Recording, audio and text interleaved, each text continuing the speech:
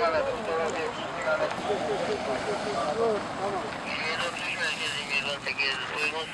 puan gerekiyor benim inşallah.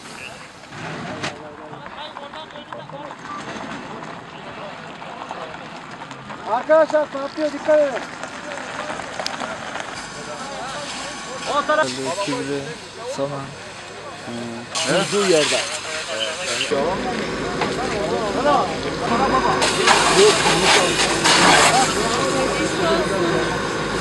Efendim? Şuradan çektik.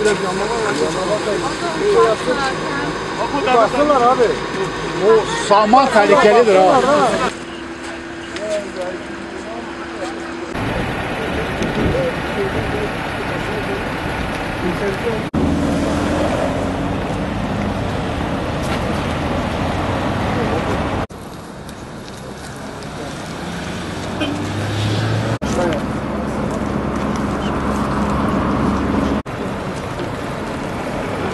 Abi şu köşeden çıktım, camdan fark ettim, duman çıkıyordu. Ben sağa çektim, arabayı stop ettim, baktım her taraf alev aldı, tek başıma bir şey yapamadım. Yok, gelirken dumanı fark ettim, belki egzozdan çıkıyor olabilir. Evet.